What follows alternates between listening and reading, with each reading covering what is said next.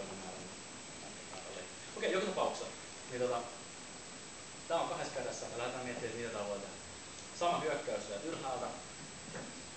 Torjutta sen meille tähän sivuun. Me voidaan vaan työntää tuo kyynärpää sivuun ja pistää tällä. Kaikkein yksinkertaisin mahdollinen asia, mikä tulee mieleen. Okei, mutta sitten on muitakin juttuja, mitä voidaan miettiä. Torjun. Ja täällä on näitä lukkoja, mitä tehtiin aikaisemmin. Periaatteessa ne toimii ihan samalla tavalla, niin me teemme tämän aseen kanssa.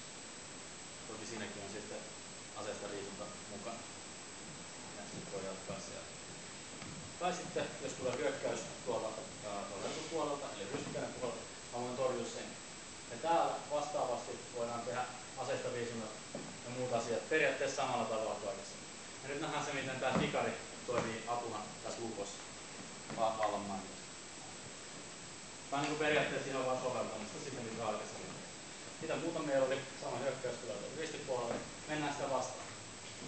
Me voidaan tulla täältä maahan. Ja sitten voitte kokeilla myös sitä, että jos hyökkäys tulee kautta pistona, torjutaan se. Ja mitä tekniikoita me tehtiin tätä vastaan. Päästään jälleen täältä lukkoon. Voidaan ottaa tämä ase pois ja miettiä, että mitä me halutaan tämän kanssa tehdä, jos mitään. Ja mitä muuta, jos on hyökkäys, mitä tulee oikealta puolelta, mä voin torjua sen tämän aseen kanssa.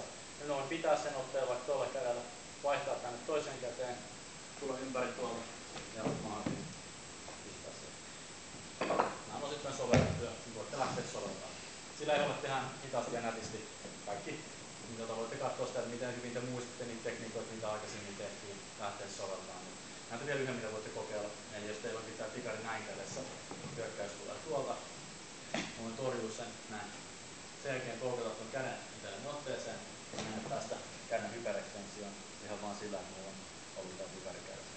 Ja tässä vaiheessa tietysti sitten voit asiakkaa sille haluamalla tavalla. Eli lähti kokeilemaan vapaasti, koska ei aika riitä kaikkeen. Mielellään sillä että voidaan tässä koittaa, että mitä kaikkea kivaa tulee mieleen, mitä voi pystyä tekemään. Ja sitten sen jälkeen tulee jeesaa, jos on jotain kysymyksiä. Mutta ehto on se, että tehdään nätisti ja saatu vanhoja. Siitä vaan.